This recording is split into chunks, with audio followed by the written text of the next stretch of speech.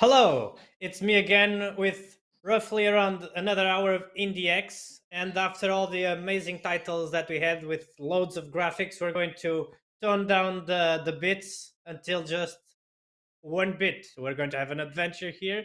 And joining me is Jonathan, one of the developers of OneBit Adventure. Am I right? Yes, developer of OneBit Adventure, a free-to-play roguelike adventure game where you choose a character class and go on an adventure. Mhm. Uh, already, is it already out? Can our viewers try it? Yes, so you can find this game on Google Play and App Store, and you can also download it on Steam for free. Mhm. Oh, amazing! So everything that you're going to see me do in this live stream, you can do it better yourself, probably in your own computer or mobile phone. Can Yep. you tell us a bit about the Bit Adventure? So the bit of adventure was really inspired by Pixel Dungeon. The whole entire aspect was just to make a retro game, and in a way, I wanted to make a sprinter where it was endlessly going into an upward adventure. And so, yeah, it was sort of born. It started off in mobile. And it was about 3 years ago, and then recently released on Steam. Just and we also allowed cross-platform, so you can actually use one account between devices and your PC. So Oh, that is one that is yeah, awesome because sometimes these games have this problem where you have this very good save on your computer, but then you want to play it on your mobile and you just don't want to do it because the good save is on another device. So this gets synced in the cloud, yes, right? yeah, it's synced in the cloud. It went through a lot of rough start, but I would say right now it's the safest and more reliable version as far as cloud syncing. So mhm. Yeah, good thing the safest one is the most recent one. Can you Yes. tell us blind pitch 30 seconds if nobody has ever seen the game? How would you sell it? The biggest points. I know you already described it, Yeah. but if you want to pick up like the biggest strength, what would it be? Yeah, so one bit is really it was meant to be like a simple, relaxed game that you could just use one hand and flick it, and you're good to go. The core gameplay mechanic is really simple. You move with one key, and you can also attack with one key or swipe. Everything about the game is towards character building. At first, everything's simplified, but once you hit level 15, you get that ability to learn different skills and really is a mindless kind of game to like kind of lose yourself in as you grind to reach level 100 and then try to prestige to level 5. So Do I do apologize for my dog again. no, it's Yeah. awesome. So do you have any statistics on how far the players go in regarding the levels, or is 100 the max and the Yes. prestige? So, as far as max goes, we also added Ascension skills, which is another level of roguelike, and that can get you a level 110. Um, steps, as far as steps, at first it used to be 10,000. Then we had the leaderboards for a long time, but everyone kept pushing and pushing. Went from 50,000, 100,000. Now it's gotten to the point where it's close to over 400,000 steps that someone is currently on an adventure for. So in rankings, you can actually reach your steps and you get rewarded for how high you go. But yeah, it's just been record breaking every Wow. time. So they keep testing if you're scaling the game hard enough. Yeah. Have you felt that maybe I'm not scaling this because these guys keep beating it, or Mm. you feel confident about it? I think I felt really happy when I added the professions update, which added 5 out of 10 skills you can choose from, and that pushed the barrier, and people were able to go higher and higher. And at the same time, it gets to the point where you're one hitting, but also you're also dying to one hit. And I think it was just a fun experience to say, "Wow, someone actually reached that far." I mean, there's a lot of time and dedication to that, and I do truly appreciate those that play the game. It's like a no damage taken speedrun. Yeah, pretty much a one-hit speed run. So let's go through show the game. This is the phase we're at right now. It's a bit far from the beginning, but not too much. We're currently I'll see the level as soon as I skip this.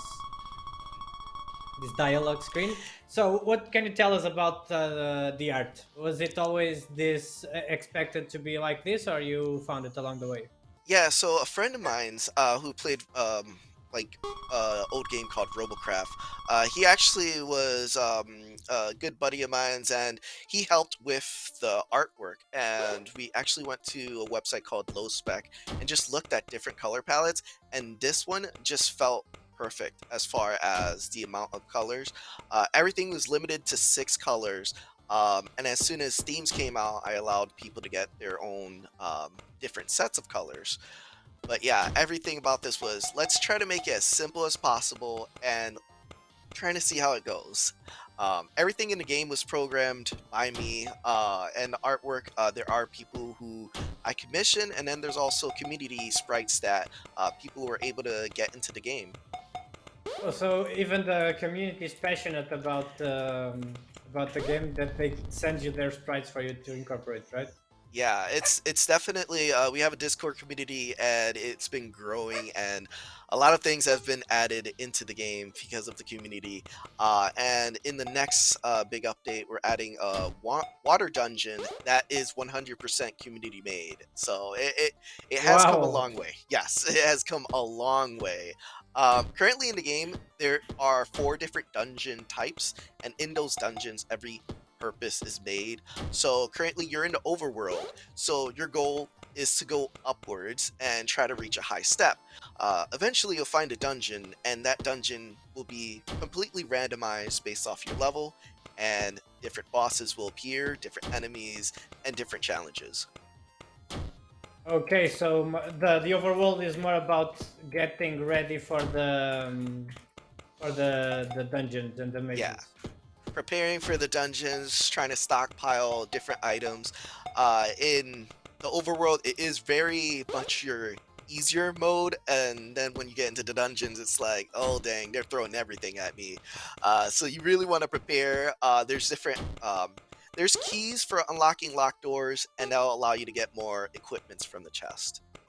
Oh, okay, awesome. Mhm. So, what do you have to say about this build that I'm currently running right now? I probably already people in the chat flaming. Oh, there's someone in the chat that's around 2K step at the Yeah. moment. Yeah, so the current build right now you have is the latest version with the warrior having a second profession. His profession is a cleric, and his style is to use his health as his damage advantage. He also deals more damage to undead, and that was his latest profession. The next major update is going to incorporate a new boss, and this overworld boss is your purpose for climbing to higher steps. So, with the idea of OneBit, at first it was just, oh, try to get as far as possible. And it doesn't make enough sense. I mean, you could chase for like higher steps, but the next goal was, well, what if you don't like going for the higher steps? What is your reason for continuing? So, I'm calling it the Soul Purpose Update, where there's an eternal wraith that is sucking the souls out of the world of OneBit, and your goal is to Oh, stop it. So every distance you go will determine when he appears, and he is like the tankiest of tanks. And so you have 50 turns, I believe, 50 turns to try to defeat him. If you don't defeat him, he ends up leaving, and he gets stronger the further you go. But if you do defeat him, you'll get this resource called dark matter, and it gives you more purpose for why you're trying to stop him. And it's like there's that extra story that you need to keep going further. I need to stop this guy. so, how do you felt about starting without the story and then embedding it in what you already had? Was it easy? Or did it flow? Was it fluid like you mentioned? You thought, oh, I'm going to add this for the people who are playing just for the story, or did you had to I like had to, bend some stuff in order for it to fit? yeah, I had to think a lot because when I first made one bit, um, I actually the reason for it was because I also hurt my back at work and I wanted to work full time trying to create a game. And what ended up happening was I was like, I'm just gonna try to release it after 6 months of development and work as I go because I feel like that's something you need to do. It's like you need that feedback.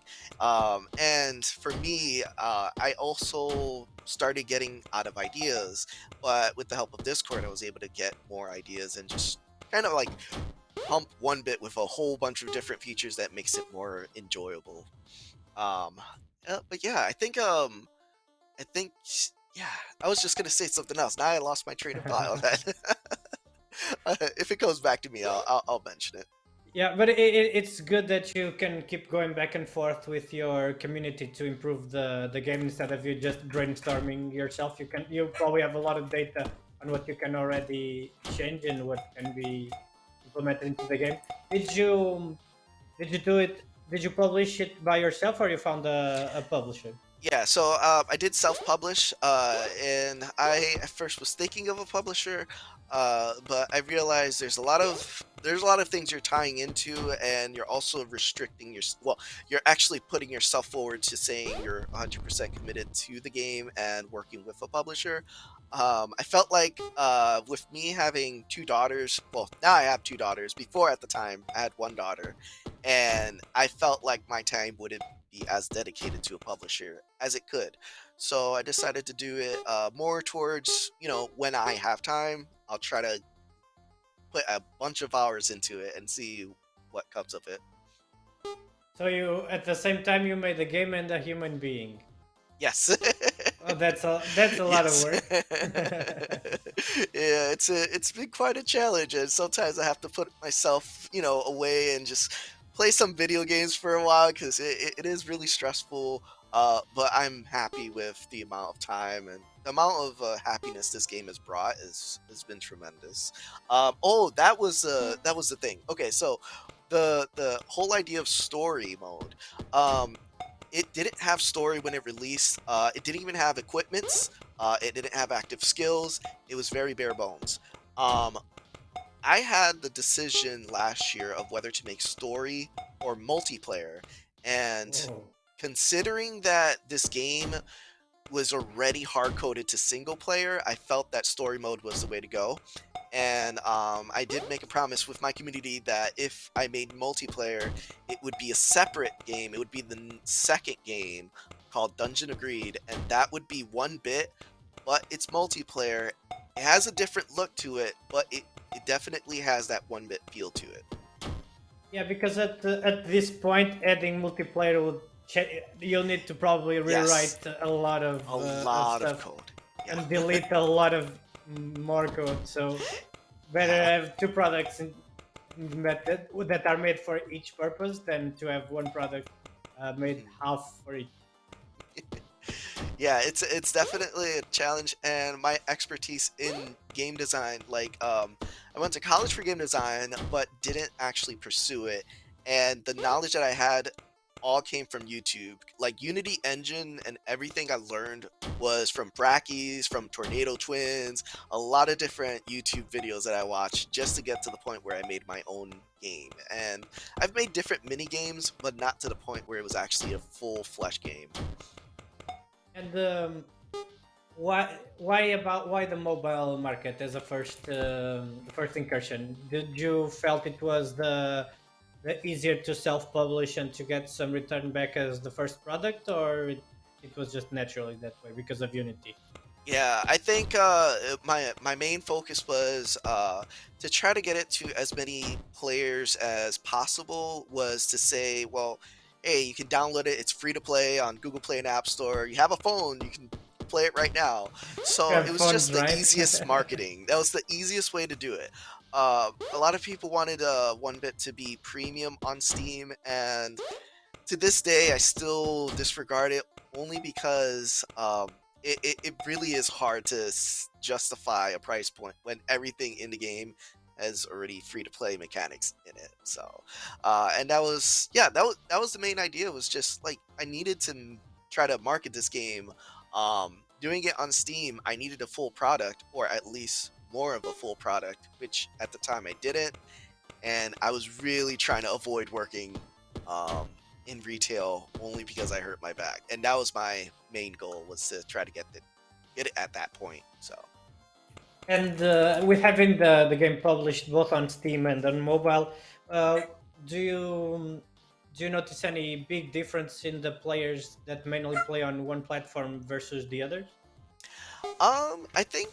I think for it works in a way that I think it really is hard to say. The difference between Steam and mobile, I think people still prefer to play one bit on Steam because there's more interface space. Uh, Everything on mobile is just what you see cut off in the center is what you have in mobile. While if you played one bit on mobile and then you go to Steam, they actually prefer Steam more. It's just mobile is better for on the go playing. So yeah, and people that played on Steam, they do like end up finding out, oh, one bit is actually on mobile. Awesome, I'll download it on there. But I feel like more playtime has been spent on Steam. I was asking more in the sense that players that play on Steam tend to reach a lot further than players who play on mobile Oh because they no, are no. very different types of players sometimes.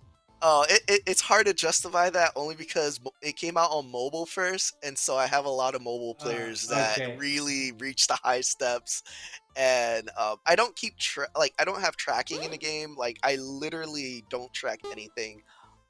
As far as, well, did you complete it on an Android phone, an iPhone phone, or on Steam? So I really avoid that aspect because I do not want to deal with privacy issues. Um, but yeah, justifying right now because it released on on mobile. That's where most of the high steps are from. And about the enemies, you mentioned you have a lot of bosses and more bosses on the way. How many different enemies can we expect throughout our one bit adventure? Yeah, so currently in the game, I want to say there's about 45 different enemy types, including bosses would be over 6, I want to say. And it has really been trying to get them to be unique in a sense. So every enemy has its unique things. So, for an example, if you are fighting slimes and stuff, you'll notice that as soon as they start picking up coins, they'll start duplicating, and then as soon as they start duplicating, you'll have more and more, and that ends up being an easy grind for XP. Um, Goblins are more fearful. Once they collect coins, they actually get a damage buff. So it really was about trying to make them as unique as possible. But yeah, the next, yeah, and it's been a continuous update cycle. Every update, I'm adding new and new stuff to the game, and enemies has been expanding. It might even go up to 70 or 100 one day. You never know. So when I asked about the build, I was referring to me only having maxed the attacks, the attack with some crits on the way. Do you think this would be a valid strat? We have the 400k steps player here on chat. I'm pretty sure he's already screaming at me for doing some stuff. Yeah, he's well, the best part you're doing right now is you're buffing your base attack for now, which is perfect.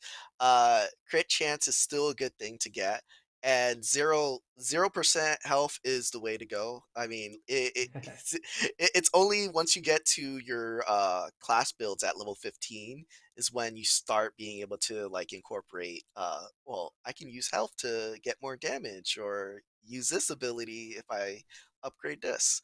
Um, but yeah, Also, now I have a lot of challenges here. yes. So your Uh, challenges, your adventure quests are primarily for you to advance your ascension skills. And this was what I was talking about, your long-term skills that can go throughout every prestige.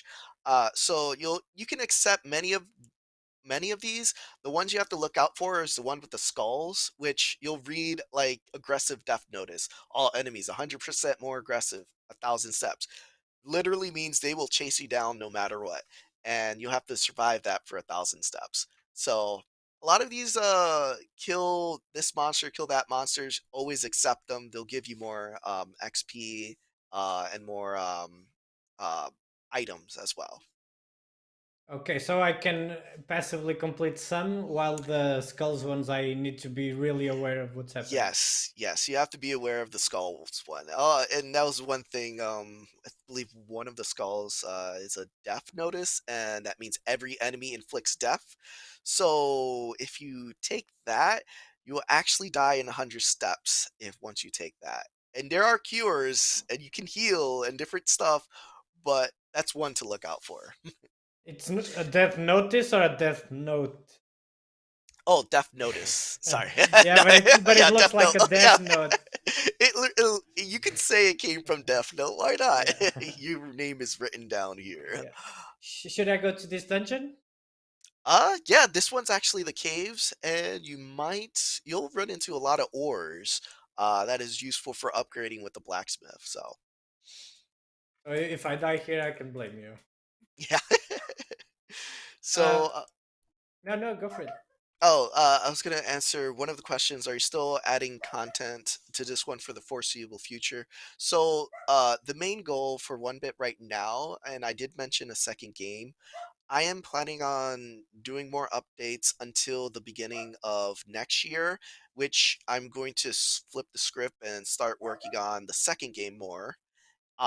You can expect minor updates next year for OneBit, but the next big update will be that water dungeon. That's going to incorporate new items, new enemies, new bosses.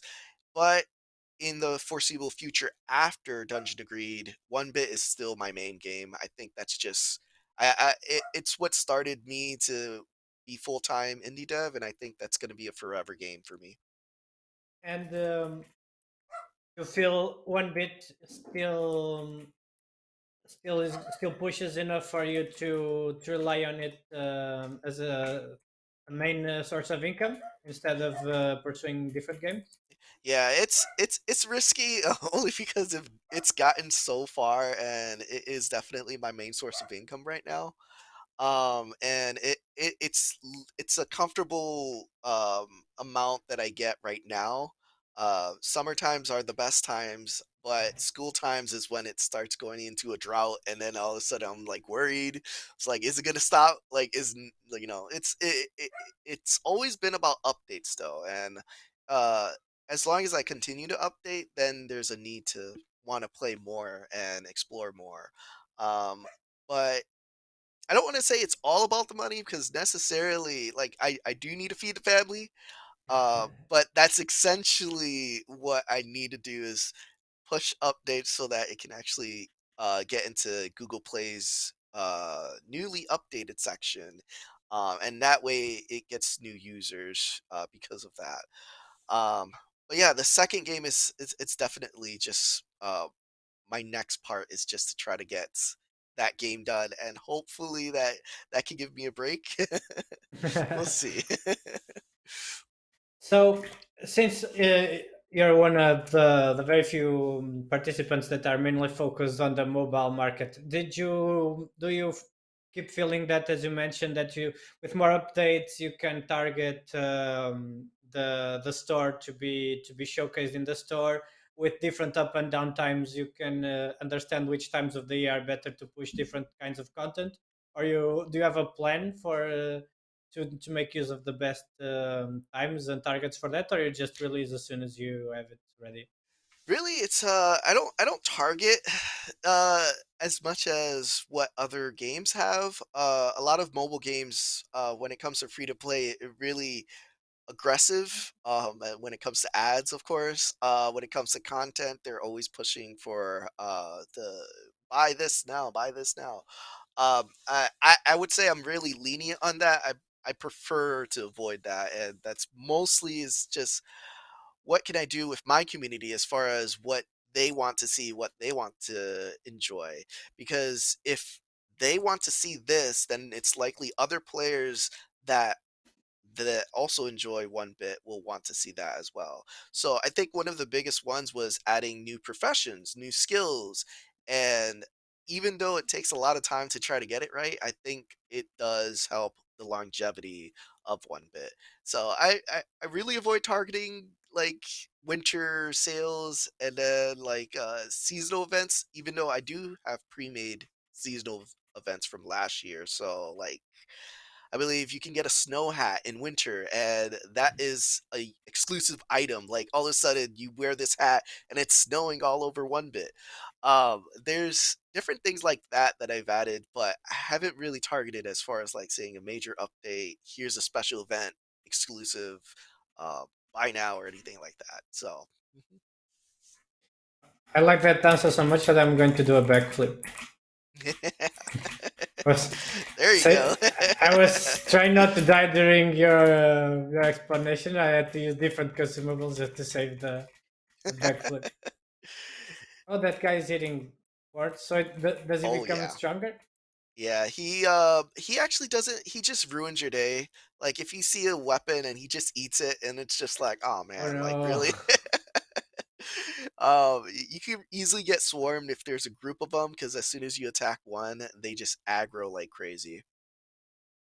Oh, that's a neat addition to the mobs. Do they all have a strategy to beat, or some of them you actually need to just headbutt them? Yeah, certain ones do have particular strategies. Bosses do have a weak point, and right now your upcoming boss is happening. So if you keep going upwards, you're gonna fight.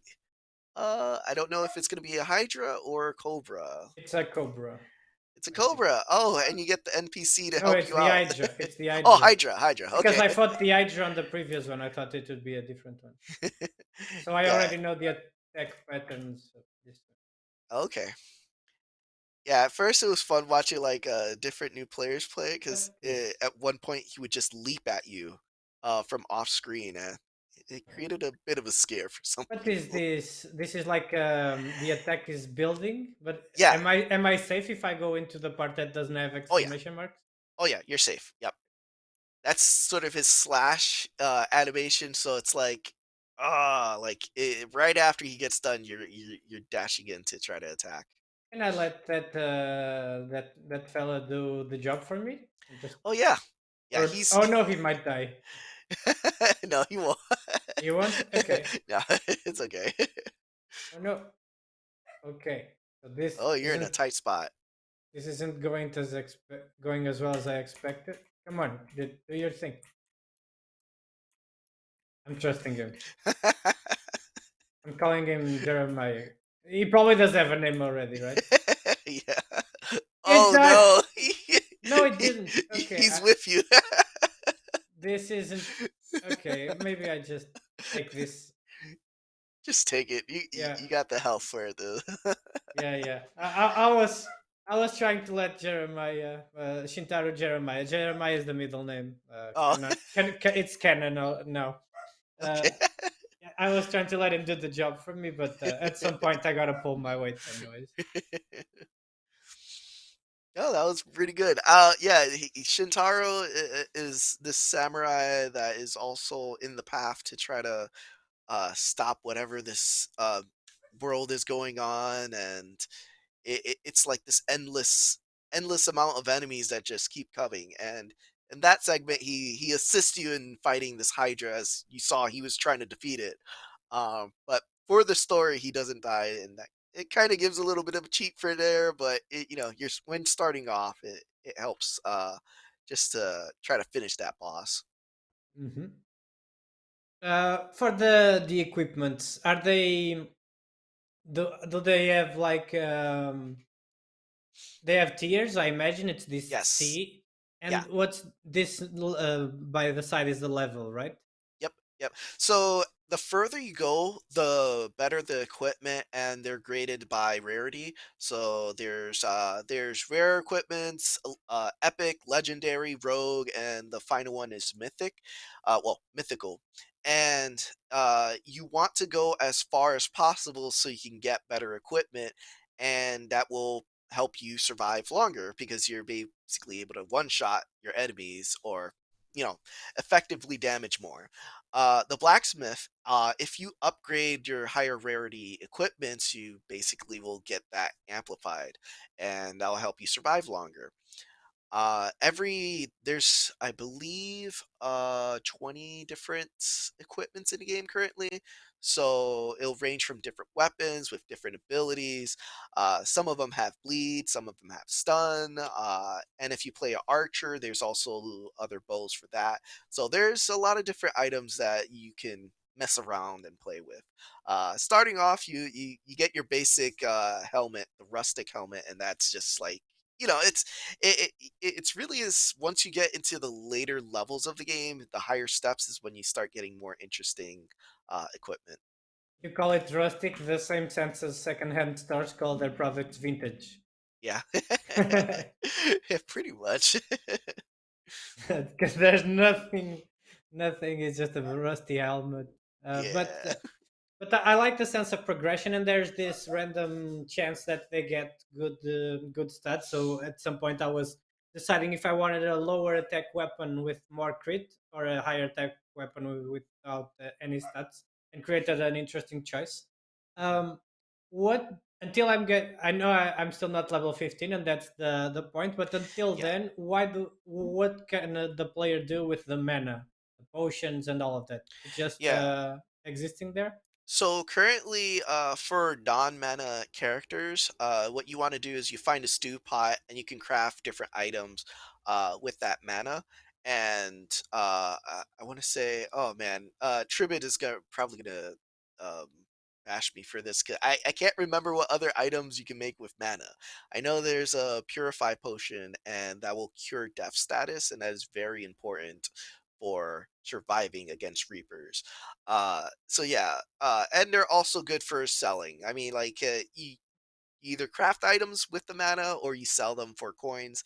That way you can get different items to survive longer. Okay, the death status is that death note is thing, right? Yeah, the Death Notice. There's also regular Reapers, and you won't come across them until I believe 5,000 steps. Reapers, their primary attack automatically gives Death status, but unlike Death Notice, there if you get hit by a Reaper again and again, the timer resets to I believe 100 steps or maybe 150 steps. 150 steps. So it really is lenient on that because a lot of people were dying early on, and so I kept on pushing it back and more and more.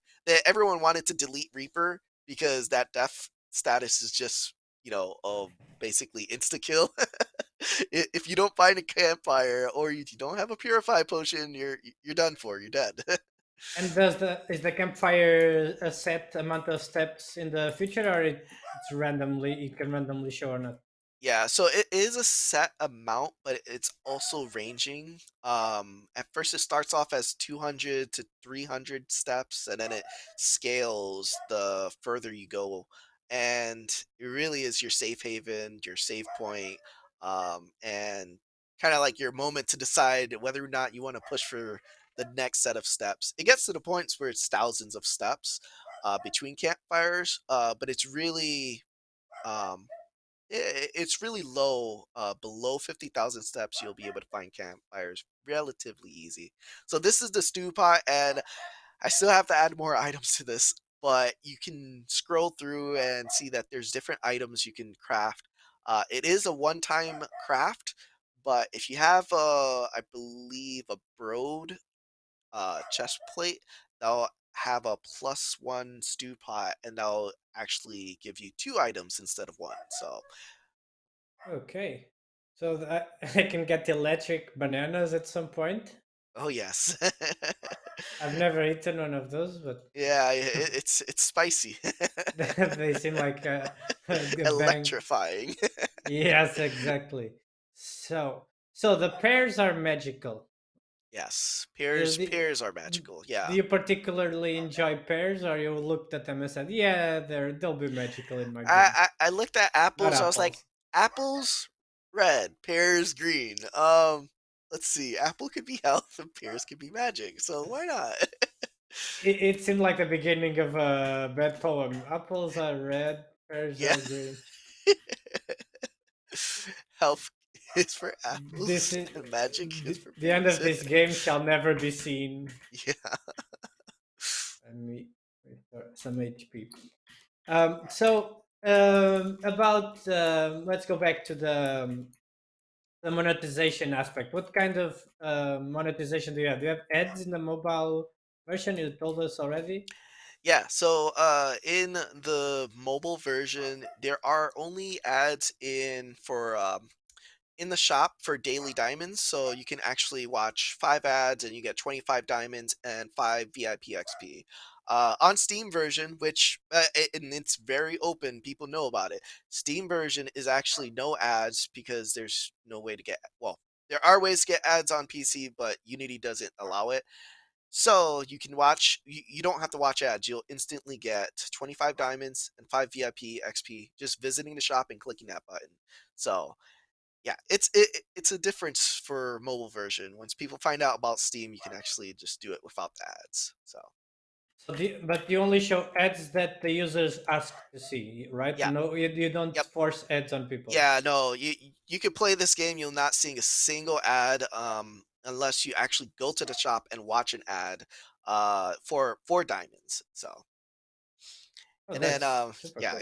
it definitely is like I actually before tested interstitial ads like between campfires Yeah. and stuff like that, but it wasn't I wasn't feeling it to be honest. It was just breaking the gameplay immersion. Like I don't know, it made people want to stop playing because of that. And so I just said, yeah, it's not worth it. I want people to enjoy more enough and actually spend when they feel the need to spend, as far as, trying to help invest into the game. Because that's essentially what it is.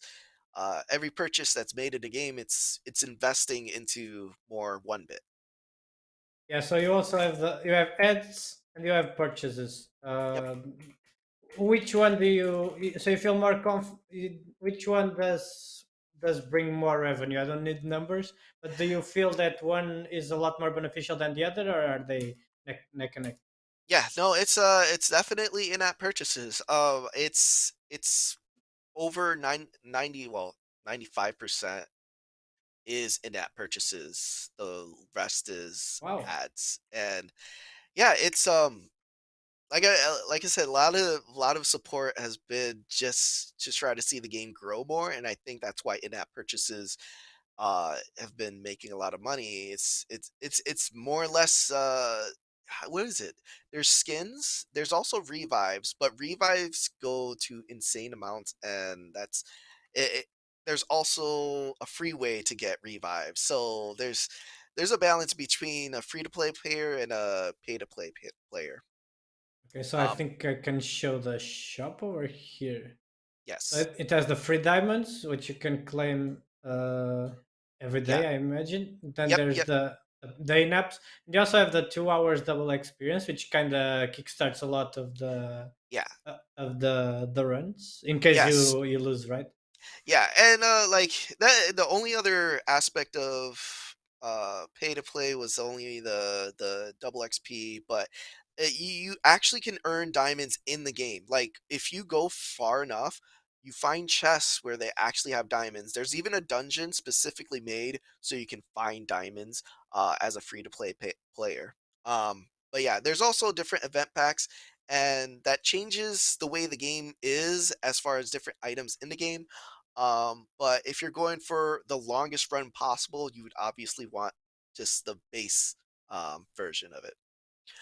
There's also right now, I believe 7 character classes. And if you complete, looking at the achievements, if you complete all the secret achievements, you'll actually get a secret character. Oh, Yeah. which So I'm not going to ask what it is because you'll have to play to find out. yeah, yeah. You once you complete all the secret challenges, and I'm pretty sure you can find it on YouTube, because a lot of people have like shared it, like, oh, this is I want the secret character. How do I get it? And then all of a sudden I see it, 1-bit secret class, how to unlock on Google. So How was it to see the first gameplays of your game? yeah, it's exciting. It definitely it feels like I've come a long way because I haven't seen any errors or bugs or crashes happening. That's the main. The main thing I worry about is when someone plays it, are they gonna run into something that ends up stopping the gameplay? So far, you're doing a good job, though. That's free QA. Oh, I got a shuriken. Yeah. Wait, can I So attack from shurikens are afar? yeah, shurikens are throwables, and right now you got 7 with a scatter and a Oh, ricochet. Wow. Okay, so that's a really good shuriken. And if you visit the blacksmith, you can actually spend coins to have him craft more of that shuriken. So you can have different shurikens, but that one's a really good one. A range 4 meaning if the of enemy's 4 course, yeah. tiles away, you're just chucking it from far distance. Okay, I'll use one just to show. So it would be like this. Yep. Oh, and yeah, and it bounces to the other one. This is Yep. awesome. hmm But it's so good that since it's limited, I'm not going to use It's it. limited, yeah. So you really have to craft a bunch of them in order for it to be effective, but you want to save it for when you need it, really. Yeah, which in my case, it's probably somewhere always in the future. Yeah. I never use like consumables. I have two here because I'm first. But if it's the weapons that break or stuff like that, I always save the best ones Yeah. until like the after the credits Yeah. roll. No, I feel the same way, and I think a form of it like lingered with me was to add a whole bunch of different items, and it got to the point where you could just save up a bunch of different items and you find a whole bunch of different items, and then I eventually caved in. I was like, all right, I need to add a limit to your inventory. So before it was infinite, and then it got to the point where people were having over 1,000 items, and it was slowing down the game, and to the point where I was like, okay, fine, I'll stop. Uh, yeah, and it becomes a pain to manage the Yeah, inventory. yeah. I don't know. I think I need to sell this helmet. Do I have it locked? How did I Oh, you lock? have it locked? Wow, it was an earlobe I got from my grandma, so I don't want to sell it after all. I just remembered self slow. So this one has a debuff. It removes my movement speed, right? Yeah. So self slow is just basically if you attack, that's a chance for you to slow down. Oh, okay. So there's that chance that I get this very awesome weapon with all Yep. good stats, but then it has a very what's the worst the worst debuff that you can. Right now, I actually didn't plan for many debuffs. The only debuff is that self slow, and I think a lot of people hate the debuff for self slow on the greatsword because greatsword is one of the best weapons. And then all of a sudden you find the great stats, and then all of a sudden, oh, self slow. Oh, great. It's like deal with it. It was like stun, berserker damage, all this crit damage, and then all of a sudden self slow. Oh, I guess I gotta. I don't want to. I don't sell it. Sell it. Um, That- but that's yeah, it, the point of the game too, right? It's so random that you might yeah, be happy for something really good, but you gotta get set for something that isn't as good. yeah, definitely. We have a lot of indie developers or a lot of want to be in the future developers that say that it's very hard to start because you have to there's a lot of stuff to think about. There's a lot of you need a lot of people for a game. You need artists, you need Mhm. music, you need whatever, you need a lot of stuff. What since you did all this by yourself, you just commissioned the art, right? Yeah, so there's art commission and music commission. And let's see. I think that's pretty much it. So as far as art commission goes, it it really you need to have connections. Um, Otherwise you're gonna end up having to spend a lot of money for artwork that you don't feel comfortable with. Because I have run into that, and then yeah, it really is hard to make a game where you're spending, you're outsourcing. I was fortunate enough to find people that were comfortable with making the game, well, making the music into the game, which was absolute like crazy. Like I like went on Twitter and was like, all right, let me find someone. I was just like searching for different one bit, like not necessarily what one bit chip tune music, producer and different stuff.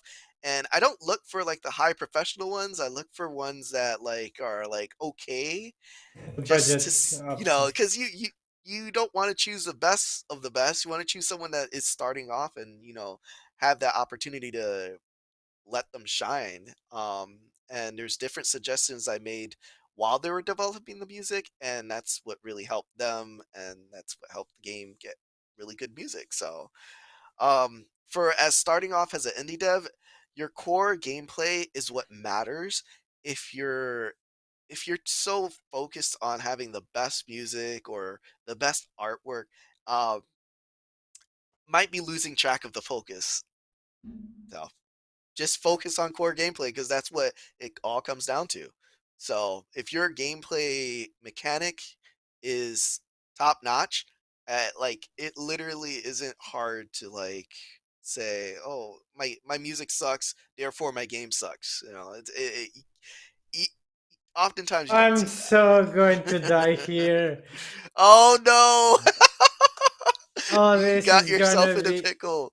terrible. So right now you have an aggroed goblin, well, three, but two aggro goblins next to you, and a skeleton. Skeletons are tanky, and it looks like you pushed yourself in a corner.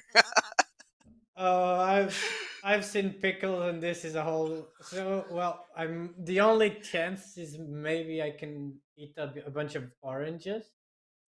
Yeah, yeah, maybe. Did you consider having the items also use a turn? I considered it.